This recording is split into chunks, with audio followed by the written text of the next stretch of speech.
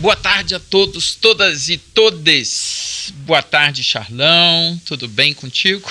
Boa tarde, tudo ótimo. Bom. Obrigado. E você, tudo bem? Tudo tranquilo. Ótimo. Boa tarde, Tamar, que está ali de novo, firme e forte no trabalho. A gente, aproveitando, ó, já me deram parabéns hoje, que hoje é dia de Santo Antônio, É sabe? mesmo? Aí, ó, muito cara. bom. E é o seguinte, hoje é dia 13 e a gente tá um dia também especial, bonito, aqui no Rio do Peixe, né, fazendo mais essa conversa pelo Partido dos Trabalhadores e também o Comitê Popular de Luta Conceição Fontana. E está crescendo aqui as nossas conversas sobre o meio ambiente e na cidade também, né? Importantíssimo, né? Eu sempre falo, Antônio, que há 10 anos, 12 anos atrás, a sustentabilidade era um diferencial. Hoje é necessidade. Hoje a gente precisa ser sustentável. E somos privilegiados de estar aqui em Socorro, né? A cidade maravilhosa, com tanto recurso natural, muito.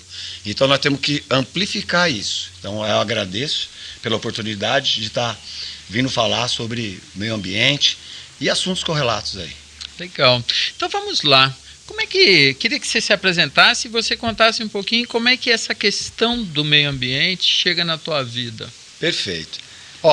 Essa questão do meio ambiente, ela sempre esteve na minha vida, porque a minha família é de origem caipira, né?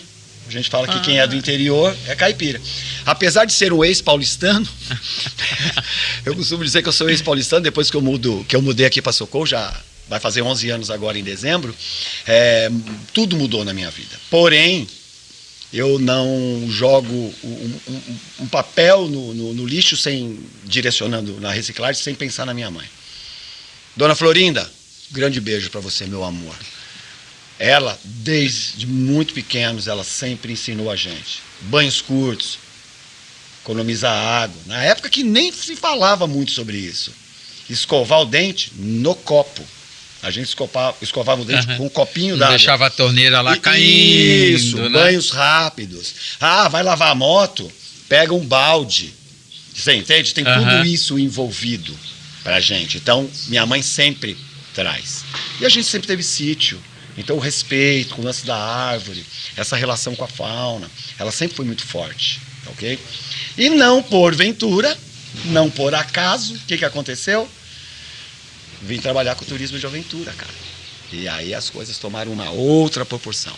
E aí a gente já começou a se organizar e ter várias possibilidades. O turismo está totalmente relacionado ao meio natural. A gente sempre teve essa relação, né? Minha família, eu sempre tive essa relação com o meio natural. E o fato de eu começar a trabalhar com turismo de aventura, sou condutor de raft há mais de 20 anos, e isso enfatizou, porque a gente depende dos rios. E aí vem o elemento essencial nessa prosa toda, que é a água, cara. Sim. Sem água, nada existe. Então a gente se aproximou mais dos rios, conheço dezenas de rios no Brasil, já fizemos muitas ações voltadas para coleta de poluição, movimento para frear as usinas. Então tem todo um enredo aí por trás nesse aspecto, tá ok? Mas a partir do momento que eu pisei em Socorro, tudo mudou. Porque aí eu saio de uma megalópole e veio para a cidade do interior, onde tem um rio maravilhoso, um dos melhores rios para a prática do turismo de aventura, o rio mais importante do circuito das águas paulista. Sim. Ok? Então, aí o negócio, né, o contexto é outro. Eu comecei como condutor de raft. Para quem não sabe o que é raft, é uma atividade de botes infláveis que a gente transpõe as corredeiras. E quando eu mudei aqui para Socorro, fui convidado para participar da empresa Próxima Aventura Canoar, da qual hoje eu estou o diretor. Ok? Então aí tudo mudou. Aí minha vida foi direcionada para isso. A minha vida começou a girar em função do turismo de aventura. Então, minha esposa, que é a nossa diretora financeira, meus filhos, hoje, estava aqui pegando equipamento, o Thales, é condutor de raft. Eu tenho o Cauã, que tem 16 anos também, que é canoísta. Então, a nossa vida, a vida da família, cara, mudou por conta disso. E a gente sabe o quanto nós somos gratos. A Gaia, né? por ter uma qualidade de vida, morar numa cidade bacana, onde você tem realmente alguns problemas, como qualquer Sim. cidade, mas aqui em muitos aspectos são bem minimizados, digamos assim, e a gente tem muita qualidade de vida, né? Sim. Você traz uma questão que eu queria que você falasse um pouco mais, Sim. porque o Brasil, né, ele fatura muito com o turismo. E nós temos muitos, quase que na mesma proporção da riqueza gerada, problemas com o turismo no país inteiro, né? Então, tem épocas, segmenta, cria conceitos novos, tal, né? E em alguns momentos também entra as agendas ambientais, sobretudo, e ecológicas, né? Para conter um pouco, mudar um perfil do turismo, no sentido Sim. geral. O que é o turismo de aventura? Como é que essa ideia de turismo de aventura vai dialogar com a preservação, Sim. Muito o legal. cuidado com o rio? Muito bom você levantar essa questão. Porque o que acontece? Quando eu costumo, né? Eu sou formado em turismo. Então, quando eu sempre vou falar de turismo, palestrar aí nas escolas, até mesmo fazer trabalhos em empresas, eu sempre dou o exemplo do guarda-chuva. Então, o turismo é um guarda-chuva. E nós temos algumas varetinhas lá. Então, nós temos a vareta do turismo de natureza, da qual temos o turismo de aventura e o ecoturismo. Okay? O Brasil já foi eleito o melhor destino do mundo para a prática de turismo de aventura, devido às nossas riquezas. Sim. Isso não me deixa surpreso, devido à nossa grandiosidade natural, tá ok? Mas eu fico um pouco surpreso da maneira como isso é feito. E aí eu acho que eu vou ao ponto que você está falando. A partir do momento, Antônio, que a gente traz as pessoas para fazer o turismo de aventura, a gente primeiramente tem que entender que esse tipo de turismo não é o turismo de massa. Tá? Isso, importantíssimo isso. Exato. Então, legal, sejam bem-vindos. O ônibus é legal, mas eu não quero 50 ônibus na minha cidade. Porque existe um impacto por trás disso. Existe um impacto, direto e indireto. Tá ok? Então, a partir do momento que você trabalha o turismo de aventura, o turismo na natureza, o ecoturismo, você está falando de experiências. E não é o Charlão que está falando dos benefícios disso. A neurociência já provou. Pessoas que têm contato com a natureza, as pessoas que praticam atividades junto à natureza, são pessoas melhores de saúde, são pessoas mais felizes, são pessoas menos estressadas, menos ansiosas. Só um parênteses. E aí, na minha área da saúde mental, com os diversos tipos de transtornos psíquicos e etc., com autismo, e mesmo alguns um pouquinho mais severos, é importantíssimo também, tem vários resultados positivos com esse segmento na promoção da saúde mental ou redução dos danos da doença. Exatamente. Eu, nesses últimos 20 anos, cara, se eu soubesse o tanto de coisa que eu fiquei sabendo, que eu fazia para as pessoas e nem tinha noção, então me sinto privilegiado de poder ser um viés, entende? Uma linha de vem cá, vamos fazer de maneira segura, vamos fazer de maneira bacana, vamos fazer essa vivência da melhor maneira possível para que as pessoas voltem para a casa delas com esse sentimento de quero mais, principalmente divulgando mais. Então, Charlão, você tocou num aspecto importante até nessa divisão do turismo, né? Eu lembro que eu tinha uma amiga, na época eu fazia meu mestrado em psicologia social, ela estudava ali em Alagoas, né? Sim. A invasão do turismo a partir do litoral, das praias, Sim. né? E o quanto isso desestruturou, desalojou a população nativa com crises. Ela é psicóloga, então o foco dela era muito aí. Então, eu lembro que a defesa dela foi muito forte nesse sentido de que o turismo pelo turismo, essa ideia de turismo de massa, ele prejudica. Sem dúvida. E você trouxe uma coisa muito legal, que é a gente poder pensar os benefícios de um turismo na relação de fato com a natureza, né? No sentido de trazer o resgate de um primitivo nosso, antigo, e isso é importantíssimo para a saúde mental, né? Sem dúvida. Agora você trouxe duas questões muito legais. O resgate e a relação do turismo, o impacto dele na localidade. Então, vamos falar primeiro do resgate. Eu já tive tantas experiências descendo o rio com pessoas que falam, caracas, meu, eu lembro aqui a época que eu ia pro sítio da minha avó. Ai, que legal. Eu tô lembrando a época que eu ia nadar no lago lá, que meu tio era caseiro. Você entende? Então, o turismo tem esse poder do resgate. Mas quando, Antônio, a pessoa está no dia a dia dela, no cotidiano, levando pancada, trabalho, família, compromisso, dentro de um grande centro. Você entende? Como já dizia Chico Buarque, né? Todo dia ela faz tudo. O cotidiano, ele espreme a gente. E quando o cara vem para esse ambiente, ele vem solto. Ele vem para ter uma experiência agradável. Superarmos expectativas para as coisas acontecerem da melhor maneira possível. E por isso a importância do profissionalismo no turismo, para você realmente entender essa necessidade, alinhar essa expectativa que ele criou e você realmente entregar para ele até mais do que ele estava querendo. Eu já fiquei tão surpreso, cara, com tantas experiências. Eu sempre lembro de uma, que eu atendi uma empresa, e aí a gente dividia os grupos ali, era um trabalho voltado para o corporativo. Aí chegou uma senhora do meu lado, ela falou, eu vou descer com você? Eu falei, sim, aqui é o nosso grupo e tudo mais. Ela falou, posso conversar com você? Eu falei, pode. Ela me chamou. Ela falou, eu tô aqui, sabe por quê?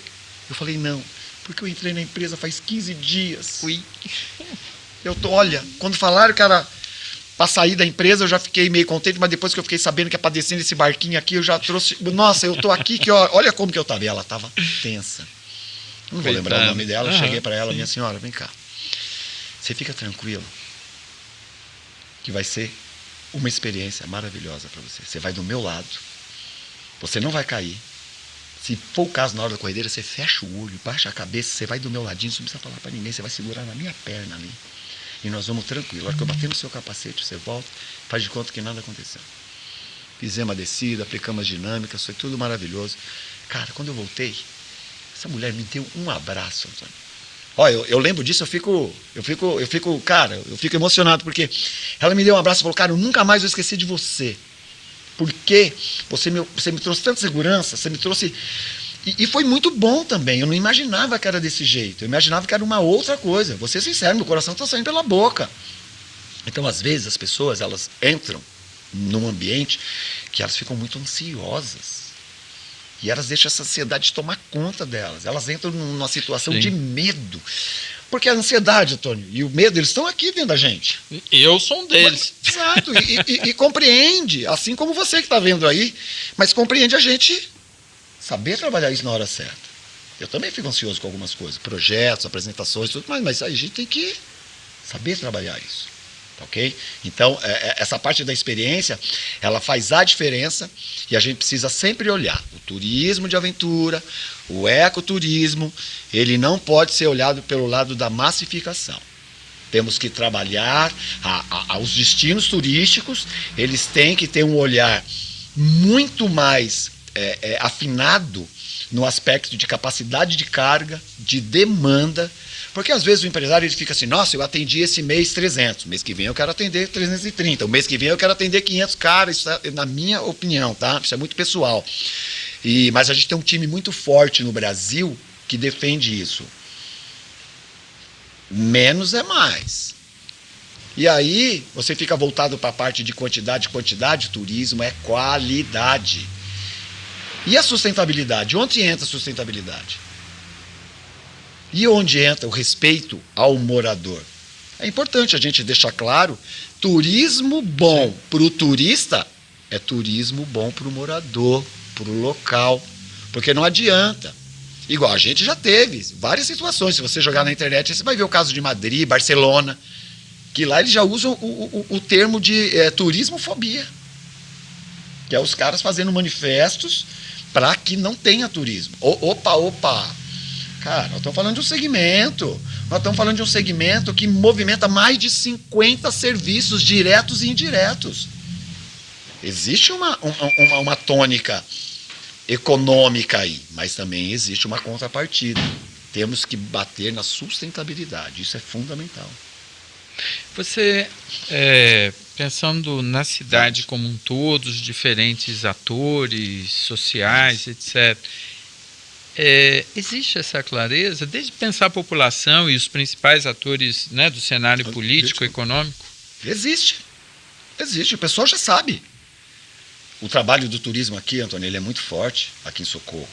Nós temos o conselho, né, que é o CONTUR, o Conselho Municipal de Turismo. Esse conselho é atuante há mais de 20 anos. É referência. Já foi eleito o melhor CONTUR durante, né, 2 vezes, em 2 ocasiões.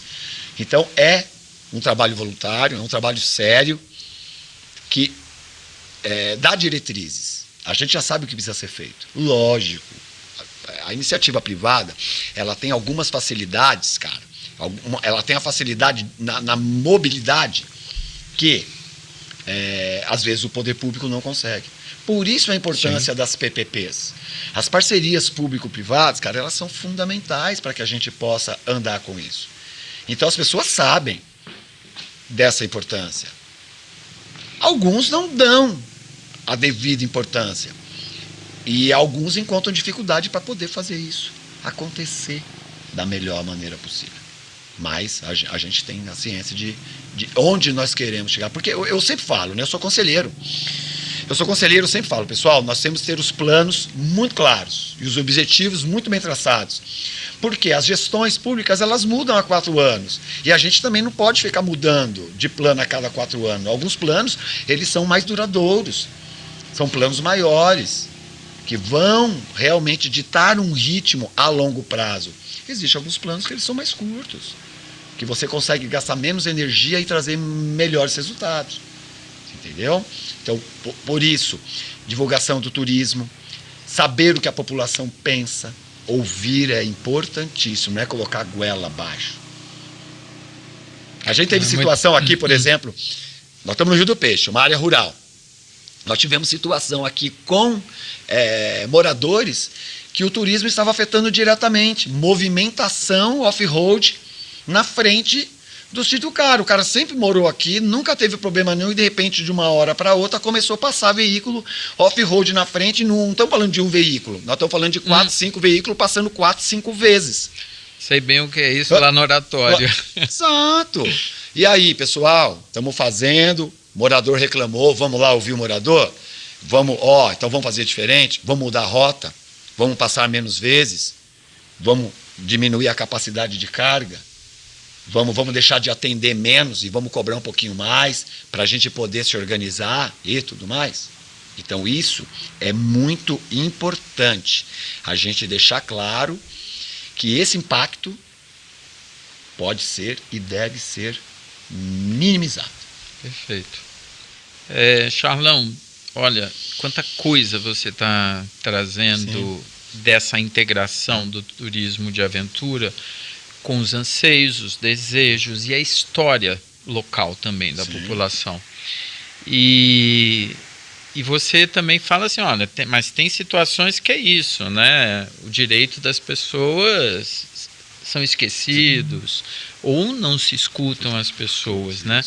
Eu vi Socorro, se eu não estou enganado, entre ativos e meio ativos, tem quase 14 conselhos municipais. Diversas áreas. Sim. Assistente social, eu faço parte, por exemplo, da saúde, tem da educação, tem do Fundeb, tem Conselho de Desenvolvimento Rural, tem do meio ambiente. Nossa, e vai embora. E você falou do turismo, né? Isso.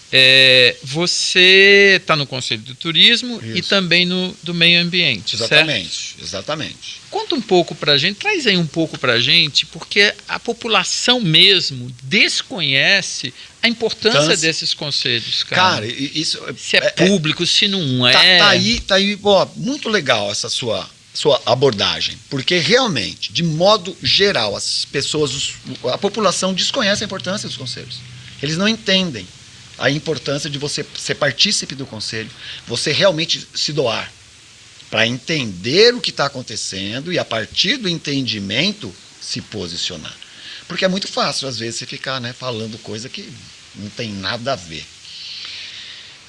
Desde que eu moro aqui, eu sempre participei dos conselhos. Então, do Conselho de Turismo, já fazem 10 anos que eu participo. Eu já estive vice-presidente, tá? Participei nas últimas gestões e estou vice-presidente de novo do Contur. A nossa presidente é a Jaqueline Franco, nesse momento, da diretora da Rede Sonhos. E eu também participo do CONDEMA, que é o Conselho Municipal, né, de Defesa do Meio Ambiente. Por que eu participo desses conselhos? Por conta da relevância e importância. Fundamental. Porque eles caminham. Gostaria, Antônio, de participar de outros. Todos os conselhos são importantes. Gostaria de participar do CONSEC, do CONDEFAT e assim vai. Mas aí também a gente não dá conta, né, cara? É muita coisa. Então, okay? Nessas horas eu lembro muito do Giba. O que você está fazendo? Você está doando 1 hora do seu dia para melhorar o mundo? Isso aí, Giba. Tamo junto, meu amigo. Aqui, ó, sempre. E aí, eu coloquei isso na minha cabeça. É importante esse voluntariado. Essa doação. E eu tenho conhecimento nisso. Então, nada mais. Sim. Nada melhor do que eu me doar, digamos assim. Então, sobre o conselho, sobre o CONDEMA, ele é bem atuante, ele tem uma importância muito grande, tá ok? Então, lá no conselho, eu estou representando o projeto Piracema, tá ok? Então, nós temos o parceiro, né, no caso, na suplência, que é o Hermenegildo Tardelli, tá, okay, que me deu essa oportunidade. É uma entidade muito atuante, a gente faz parte do comitê das bacias, tá, ok? E tem muito trabalho. Só que a gente sabe as dificuldades de lidar com o meio ambiente de uma maneira formal, de uma maneira legal, no Brasil. Imagine numa cidade do interior. Temos dificuldades. Lógico. Nós temos uma população que, eu acho o cúmulo, ainda não está 100% adaptada para direcionamento de separação de resíduos. Sim. Nós temos um aterro aí que está bombando. No limite, cara. Estamos jogando dinheiro fora. Estamos jogando dinheiro fora. Vocês viram aqui na base. Sim. Cara, os resíduos estavam ali atrás que a gente tirou aqui para montar o cenário, ele vai ser direcionado. Eu, sinceramente, eu nem levo para Caçamba, para o Ecoponto. Eu levo, como eu tenho uma Kombi, eu levo para minha casa. E lá o pessoal da Corenova passa e retira. Isso tem tudo a ver com saúde pública e saúde ambiental, exatamente. Cara. É isso. Perfeito. Esses pontos, eles estão totalmente interligados. É um ciclo. E a gente precisa realmente ter mais participação. É importante que o pessoal entenda o envolvimento nas audiências públicas para entender o que está acontecendo, conversar com os nossos vereadores, saber dos projetos de lei, acompanhar, saber o que é uma lei orgânica, para que a gente não tome certas atitudes que vá totalmente de encontro e que até agridam isso daí. Então, é importante o posicionamento do Conselho, porque ele traz essa luz, né? Ele traz, a gente fica sabendo de coisas. Depois que eu comecei a participar do Conselho, do CONDEMA, propriamente dito, eu comecei a entender como funciona, como é um condomínio, um loteamento, você entendeu? A importância, não é todo lugar que você pode construir casa, entendeu? Tem aí uns pequenos detalhes, o cara quer colocar a casa dele lá na montanha, só que, se o morro tiver mais de 30% de declividade, cara, não dá bom, né? Eu vou fazer minha casinha lá, beleza, mas para onde vai o seu esgoto? Às vezes o cara não verdade, sabe. Cara. O sonho do cara, Antônio, é o quê? É colocar uma casinha na montanha onde tem um pôr do sol. Eu quero a minha casinha lá para eu poder ficar tranquilo. Só que às vezes ele está construindo a casinha dele na reta da enxurrada, de onde vem a movimentação de água quando chove bastante. E aí acontecem essas coisas na cidade. E aí o pessoal fica mirando, querendo achar culpado. E a pessoa não consegue dar um passo para trás e falar, e aí, nisso tudo, eu também tive a minha parcela de culpa? Você vê sofá jogado nos córregos, cara, é algo lamentável, galera. Quantidade de lixo. Então, aí vamos lá. Você está fazendo a sua lição de casa? Você está realmente conversando com a tua família? Você tem uma pequena composteira na tua casa? Eu tenho uma compostagem na minha casa. Eu fiz, na casa que eu morava, fiquei lá durante 7 anos. E a gente fez uma compostagem lá desde o começo, que foi aí que eu conheci o Giba. Cara, nós fizemos uma conta básica. Nesses 7 anos, cara, a gente trabalhou mais de 2 toneladas. A minha família trabalhou mais que 2 toneladas na compostagem. É muita coisa. É muita coisa. São 4 pessoas lá em casa gerando mais ou menos 1 quilo por dia. Faz uma conta básica. É 1 tonelada por ano sem fazer força. Então, voltando pro Condema. Então, é importante que a gente participe, que o conselho se posicione com algumas questões. Tá certo, tá errado, tá errado. E aí tem que fazer os trâmites certos para que isso não aconteça e o pessoal achar que é normal. Retirada de árvore indevida. E a gente participou da última reunião do conselho. Sim. A CPFL está fazendo retirada de árvores. Às vezes a pessoa fala, não, eu vou plantar uma árvore na frente da minha casa. Pô, ela vai plantar a árvore debaixo da fiação e é uma árvore gigantesca. Ela tá bonita no começo e depois isso vai trazer problema. Então hoje nós temos a consciência de que tem a espécie certa pro lado de cada calçada, debaixo da fiação, e o lado de lá. Tem a espécie certa para árvore. Ok? Então essa parte, por exemplo, de esgoto, né, os resíduos que a gente fala, os efluentes. Cara, o nosso rio passa por dentro da cidade. Nosso rio é maravilhoso, é um rio bacana demais. A gente criou um projeto lá atrás que foi um passeio ecológico de bote, da qual a professora Cássia deu um maior apoio pra gente. Um passeio ecológico de bote, é um passeio, você não molharia um pé. Cara, você vê o tanto de árvore que tem, a fauna, você vê capivara, você vê sei lá quantos tipos. Eu fiz uma descida uma vez, Antônio, eu contei brincando, e olha que eu não sou ornitólogo, tá? Não sou especialista de pássaro. Brincando, eu observei 15 tipos de pássaro. Olha a riqueza disso, você pode turistificar isso, mas principalmente você pode preservar. Então, o leito do nosso rio hoje, no trecho da cidade, ele é bem recomposto. Né? Infelizmente, mexeram no leito do rio de maneira indevida. Não, faz parte do negócio, não deveria ter ocorrido isso, e agora a gente vai mitigar isso para que a gente faça o que tem que ser feito da melhor maneira. Então não podemos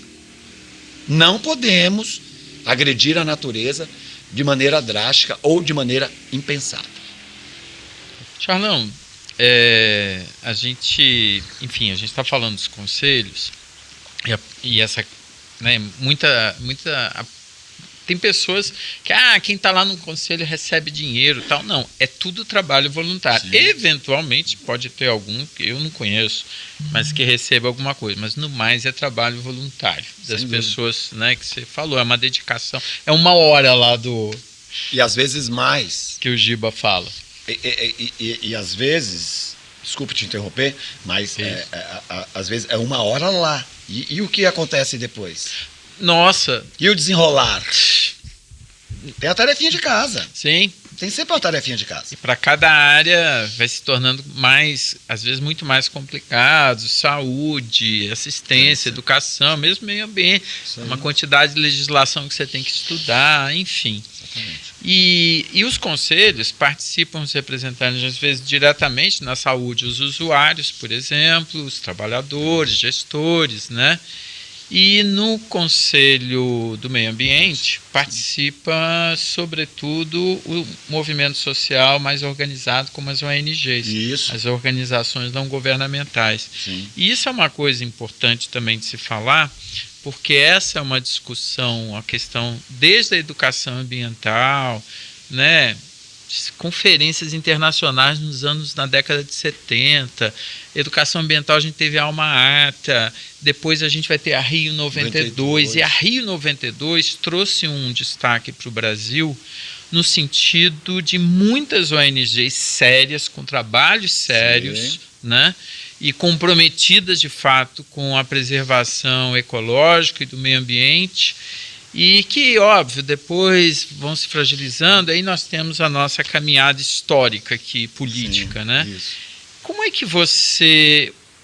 Qual é a atuação da Piracema? E aqui me parece, além da Piracema, tem a Copaíba, tem o GEA, né? Tem o Lixo Zero, embora é uma ONG no sentido que pode não ser formal, mas tá aí dentro atuante, do campo, né? super atuante.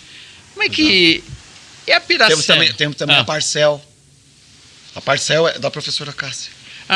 Olha, eu sei que ela tá lá no grupo, mas esse eu exatamente desconhecia. isso. Que já Aprendi fez vários, agora, Cássia. Isso, vários trabalhos também. Muito importante você tocar nesse assunto, porque nessas entidades, essas ONGs, elas fazem os trabalhos, tá ok? Destaco o trabalho da Copaíba, tá ok? A Copaíba é uma referência, são 25 anos de trabalho, as meninas lá, elas são demais. Mulherada, parabéns, sou fã de vocês todas. Sei que tem alguns homens lá também somos fãs, mas a mulherada lá domina. Então, nossas amigas que estão à frente da Copaíba, elas são realmente muito boas no que elas fazem, tá? Elas entregam muito, é uma referência. Meu amigo Mário Mantovani, do Sosma, sempre fala das meninas. E aí, Charlão, como estão as coisas de socorro? E as meninas do Copaíba? Eu falei, são sempre atuantes, sempre. Então, isso é muito bom. Temos também a Celi, né? E alguns outros amigos.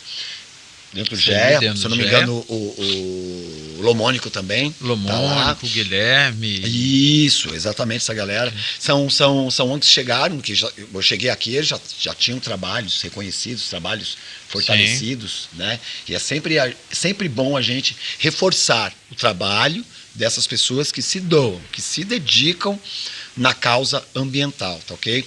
Tem também a professora Cássia aí da Parcel, que já fizemos vários trabalhos juntos voltados para o Rio do Peixe. Muitos estão acontecendo e é fundamental. E temos também a Piracema. Então, da Piracema, quando eu cheguei aqui, eu participei de algumas solturas. Um dos objetivos da Piracema era solturas, preservação do Rio do Peixe e solturas de peixes no Rio do Peixe. Então, esse era um dos objetivos da Piracema. Então, conheci várias pessoas que participavam. Também tem mais de 20 anos a Piracema. E eu participei de algumas solturas quando eu era condutor de raft, quando a base do raft ainda era aqui no restaurante Nascentes, que é a Canoar, né, pioneira do raft aqui em Socorro, começou aqui no restaurante Nascentes, da qual hoje é o Parque Aimauê. Então eu lembro, tinha o Vanderlei. É fogo, porque já faz bastante tempo. Ó, eu recordo, sabe quem mais? O Amauri, que era do Neneuliane, dentre outros. Se eu for lembrando os nomes, eu vou trazer. Esses aí são os mais tiozões. Tuna também, o Henrique, filho do Tuna, muitos outros. Eu participei de várias solturas. Os caras chegavam com caixa d'água em cima, com a caixa d'água em cima do caminhão. E nós não estamos falando de soltar só levinho, não. Nós estamos falando de soltar matrizes, tá ok? Então foi um trabalho muito legal. Esse aí foi meu primeiro contato com a Piracema. E depois que eu mudei para cá, a gente fez alguns trabalhos, tá ok? A gente sempre ajudou as limpezas que a Piracema fazia. O Hermenegildo Tardelli também, sempre encabeçando esses trabalhos, tá ok? E eu recordo que a gente ia com bote. Por quê? Com bote é mais fácil, eles tinham os barquinhos motorizados, mas com bote era mais fácil você chegar na cabeceira das pontes, tirar os troncos, ajudar toda essa movimentação. Em um determinado momento, o Menegildo chegou para mim e falou, Charlão, nós já estamos ficando um pouco mais velho, um pouco mais cansado das ações, você não gostaria de participar da diretoria e tudo mais? Eu falei, pô, Menegildo, a gente sempre quer ajudar, mas, cara, não sei se eu dou conta e tudo mais. Ele falou, não, ó, vem participar e tal. E quando eu vi, eu estava presidente da Piracema. Então, ainda continuo presidente da Piracema. O vice-presidente da Piracema hoje é o Leonardo Bertuola, que é o Bolachinha, que a gente chama. E tem todo lá, uma diretoria, o Matheus também faz parte, Ronaldo Maceiro e alguns outros.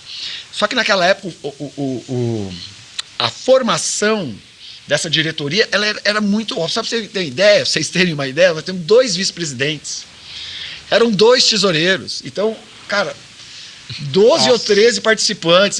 Naquele momento era desse jeito. Uhum. Então, o que a gente fez? A gente manteve a Piracema viva, parte de documentação, essas coisas, está tudo em ordem. Só que nós não estamos tão atuantes como a gente gostaria. Né, querendo ou não? Tenho família, sou empresário, participo de outros conselhos e tudo mais. O Matheus também, que é o nosso tesoureiro, cuida disso daí. Resumo. os trabalhos acontecem, mas de uma maneira muito tranquila. E esse ano, realmente, a gente se reuniu de uma maneira mais informal, batendo um papo, e a gente quer trazer mais ações voltadas, tanto para o Rio, quanto para fora do Rio. Né? A gente tem alguns trabalhos sendo desenvolvidos nas escolas, dentro de um projeto chamado Descubra Socorro, e a gente precisa colocar essa tônica. A gente precisa colocar isso daí. Só para você ter uma ideia, Antônio, nós tivemos Maio Amarelo agora, né? Sim. Um mês voltado para essa parte de concessão no trânsito e tudo mais. Nosso parceiro, Carlãozinho Coachman, lá do Centro Cultural Movimento, especialista nessa parte, em parceria com a Abraciclo, cara, ministrou várias palestras nas escolas. E foi muito legal a receptividade. Porque esse é um dos grandes problemas que a gente tem. Só falando rapidamente, metendo uma vírgula aqui. Cara, os jovens estão se matando nos acidentes de trânsito. Muito. Não faz sentido. Muito. Nós estamos perdendo nossa juventude. Além do suicídio. Uma juventude que a gente precisa trazer uma sensibilização ecológica, um envolvimento, para que eles tenham mais contato com a natureza. Porque esse cara aqui, hoje em dia, estou apontando para o celular aqui, ele está tirando as pessoas da vida real. Galera, isso aqui é importante.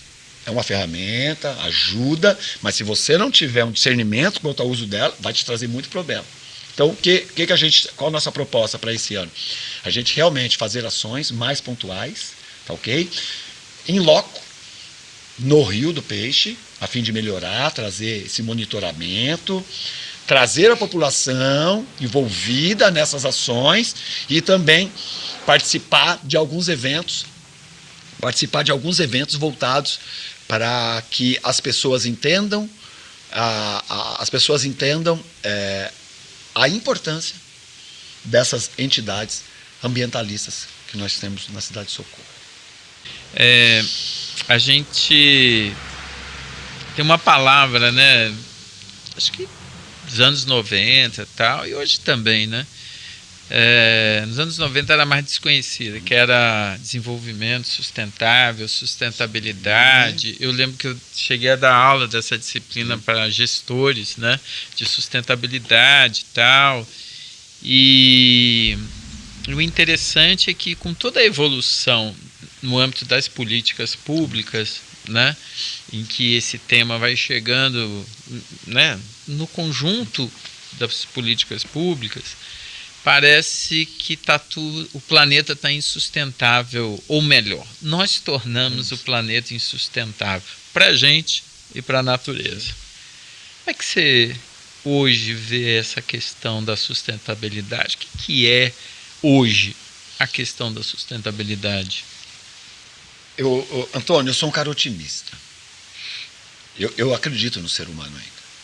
E eu penso que nós temos ainda uma jornada muito forte aqui. Porque muitas pessoas falam, pô, o mundo já não vai dar do mesmo jeito, a gente já não está, né? Você comentou sobre ele não é mais sustentável, a gente precisava ter 2 planetas Terra para poder dar conta. Eu vi um número muito preocupante no aspecto da água, né? 70% do planeta é água, 2% é potável e apenas 0,78% que a gente tem acesso, cara. 1, alguma coisa lá é geleira. Olha isso. Olha a importância. Então, toda vez que eu olho um copo d'água desse pela metade, eu enxergo ele cheio, sempre. E eu faço essa fala no aspecto que a gente precisa. Nós que temos um outro posicionamento, nós que sabemos. Porque é muito fácil apontar o dedo, às vezes, para as pessoas que não sabem. E aí fica difícil cobrar as coisas das pessoas, sendo que ela não sabe. Né? Não, mas eu não sabia. Então, vem cá. Então, vamos ensinar, vamos trazer para o molho, vamos dar subsídios para que a gente caminhe. Cara, pessoal, eu morava em São Paulo, na Zona Sul. Aí, quando fala Zona Sul, o pessoal pensa Moema, Campo Belo. Não, galera, eu morava lá, depois de Interlagos. Morava no Grajaú. Nossa, longe. Longe, extremo sul da Zona Sul. Lá pertinho de Parelheiros. Você entendeu? Morava um pouquinho antes, mas era ali, Belmira Marim. E aí a gente vê algumas pessoas que moram, por exemplo, na cidade de Socorro, reclamando do trânsito aqui em Socorro. Aí eu falo assim, eu vou cotar você e vou colocar você lá na Belmira Marim, 5 horas da tarde, para você chegar lá no Residencial Cocaia. Não. Galera, vamos agradecer a Deus pela cidade que nós temos. Nossa cidade é maravilhosa. Nossa cidade tem clima bom. Nossa cidade tem recurso natural imensurável. Nossa cidade tem um povo bacana. Só que nós precisamos melhorar como pessoas. Sim. Precisamos melhorar como pessoas. A empatia, ela, como digo, né, é uma questão sine qua non. A empatia é inegociável. Temos que ser mais empáticos, temos que ser um pouco mais tolerantes. Não precisamos. Pô, você tá aqui na cidade, a pessoa na faixa, você precisa bem. Calma. Respira. Segura. Vamos nessa linha, você entendeu?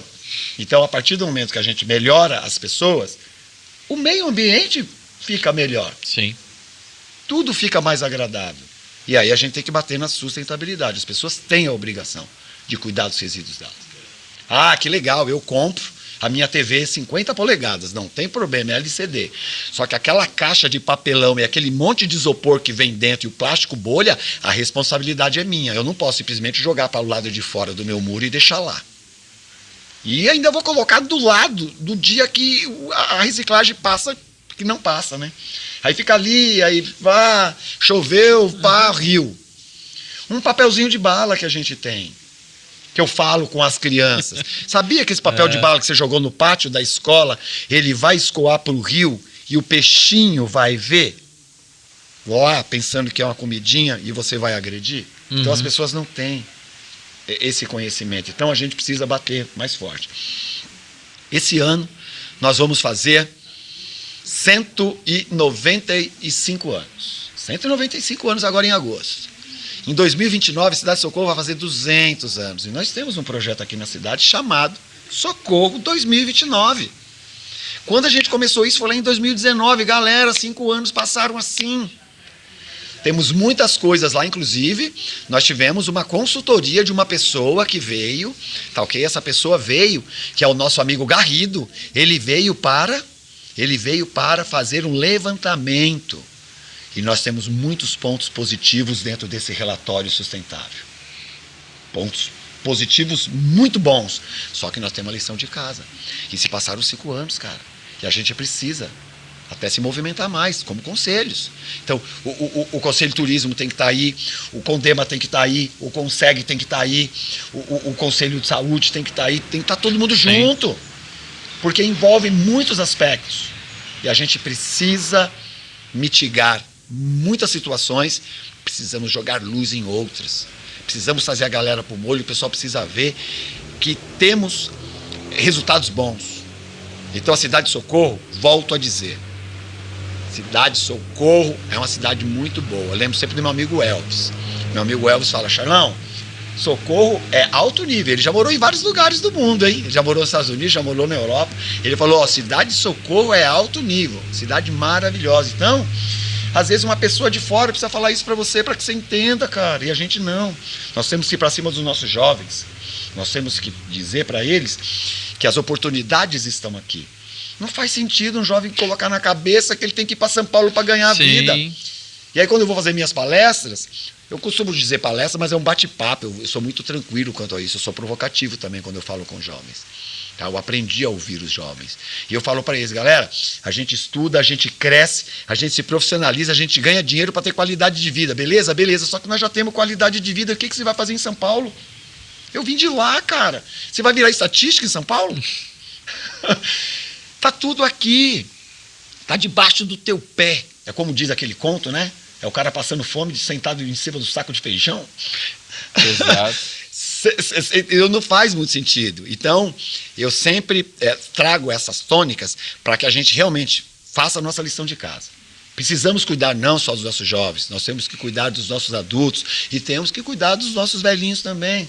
Porque nós estamos chegando lá, né? A população está ficando cada vez mais velha. E a população aqui só cresce, a população idosa. Exatamente. Então a gente tem que ter esse olhar mais carinhoso. A gente tem que ter esse olhar mais voltado para saúde corpórea, física, mental. A gente tem que trazer ferramentas, temos que preparar nossa população para que a gente realmente possa ter dias melhores e sermos felizes, principalmente. Então, quando eu penso na sustentabilidade, eu penso que a gente fazendo a nossa lição de casa, a gente vai ter realmente condições melhores para que a gente possa prosseguir, cara.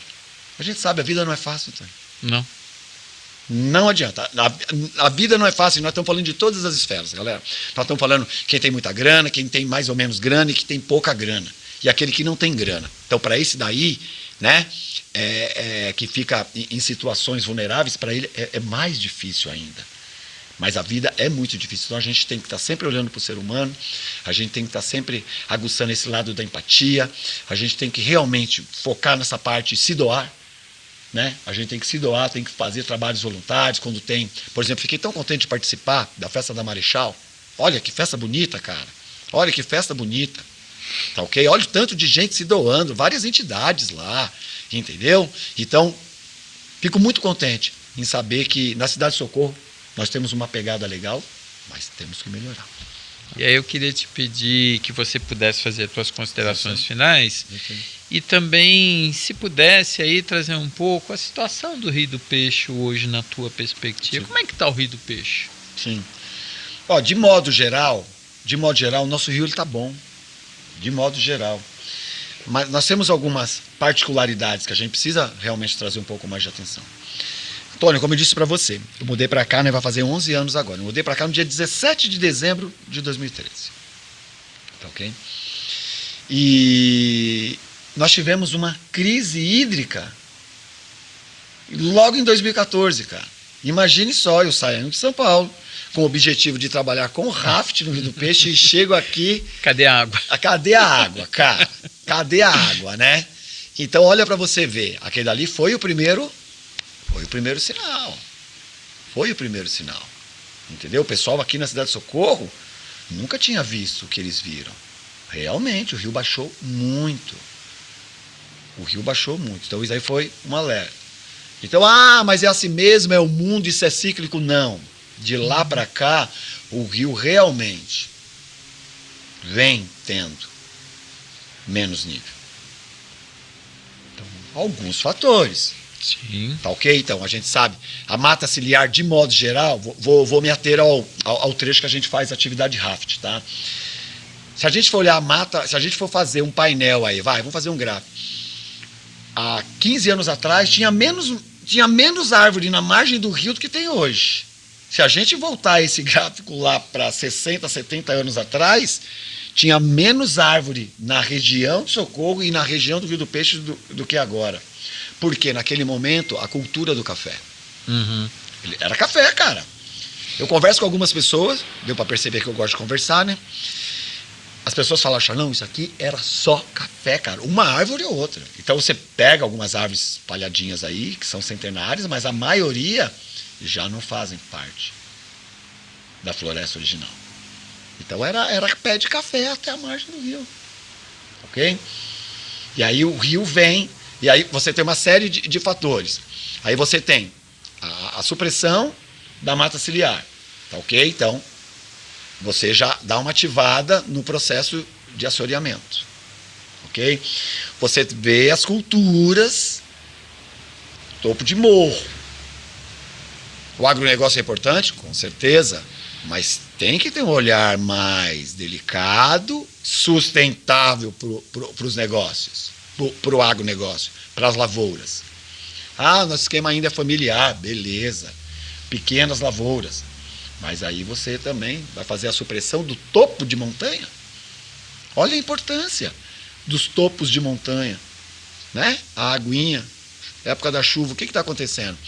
O ciclo de chuva bacana, está esquentando, está chovendo demais, mas agora a chuva ela não vem perene, ela vem um balde d'água. É um balde, é isso mesmo. Cara. E aí não aguenta, não tem estrutura que aguenta isso. Então, né, a gente sabe, as árvores cuidam desse processo todo, infiltração, sol freático, tal, esse processo todo. Então isso aí de repente é interrompido. Você tira as árvores que cuidava de jogar para lá, você coloca pasto, ou você coloca lavouras. Vem essa esse balde d'água, varre tudo. Deslocamento de partículas sólidas, nossa senhora, cara.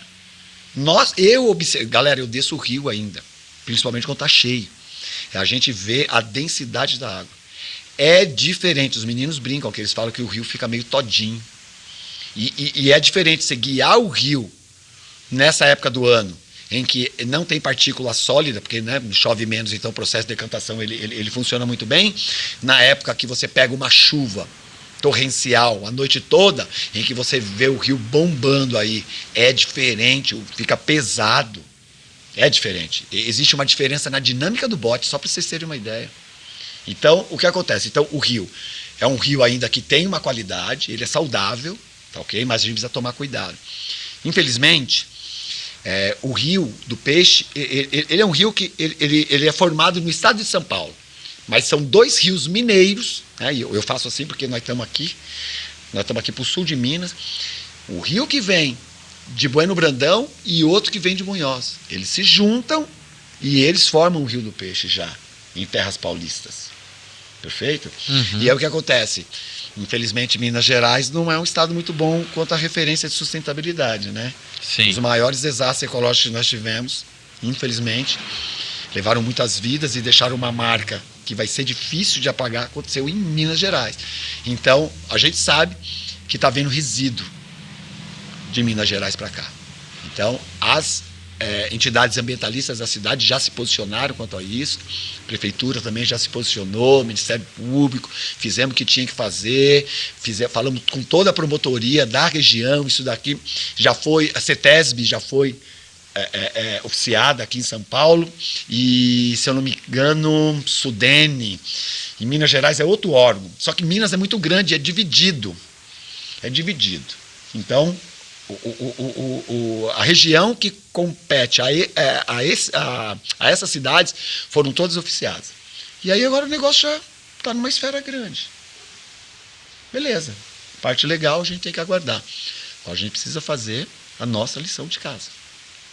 Então, a prefeitura também entrou com projetos junto à FEIDRO, solicitando biodigestores, biodigestores para a área rural, bairro do Rio do Peixe, bairro dos Morais, mais de 300 biodigestores aí dentro do projeto, ok? Então, houve toda uma contrapartida, estão sendo instalados, uma boa parte já foi, alguns estão em processo, outros serão. Mas é importante pegar esses recursos, e FEIDRO é um recurso que está lá, cara. Se você não apresenta projeto, essa grana volta. Por isso a importância das pessoas entenderem a dinâmica dos conselhos, porque essas informações às vezes não saem no jornal. Essas informações não ficam lá na tela de rolagem das redes sociais. Não, são informações, não ficam mesmo. São informações direcionadas. Tá, okay? Então a gente precisa se inteirar disso e trazer. Então a gente faz, né? A gente precisa melhorar essa condição. E já fica aqui a dica, /pedido, para que as empresas de turismo, de aventura e ecoturismo, da qual usufruem diretamente do rio e de toda a nossa natureza, sejam um pouco mais empenhadas, um pouco mais engajadas nessa causa do rio, tenho certeza, juntos nós somos mais fortes. E a gente pode. Vamos deixar de lado, né, esse individualismo. Galera, o objetivo da empresa é ganhar dinheiro, a gente sabe que tem toda a parte monetária, tem toda a parte, mas se a gente não tiver um ambiente bacana, seguro, saudável, como que a gente vai vender isso para poder capitalizar nossos negócios? Sim, perfeito. Então, pra você ver, estamos aí. A gente gosta muito do que a gente faz, cara. E quando a gente se sente bem, você faz o que você gosta, cara, as coisas fluem melhor, né? Uhum. Então é isso. Estou muito contente, viu? Muito contente pelo bate-papo, pela oportunidade. Gostaria de agradecer imensamente. Penso que dessa forma a gente organiza nossas ideias, a gente se conhece e a gente consegue, principalmente, reverberar. Sim. Que, na minha opinião, é muito importante, né? Como dizia minha avó, tem que ser igual galinha, né? Tem que botar ovo e tem que sair cacarejando. Sair cacarejando, tem que sair jogando aí. Então, agradeço mais uma vez pelo convite. Querido. Agradeço, Itamar. Show de bola, tamo junto. Eu que também te agradeço muito pela tua disponibilidade. A gente sabe que tua agenda aí também é um pouco difícil, grande, pesada. Obrigado também ao Itamar. E em nome do Partido dos Trabalhadores, do Comitê Popular de Luta Conceição Fontana também, E lembrando uma questão aqui importante, que cada pessoa que for assistir essa conversa, divulgue.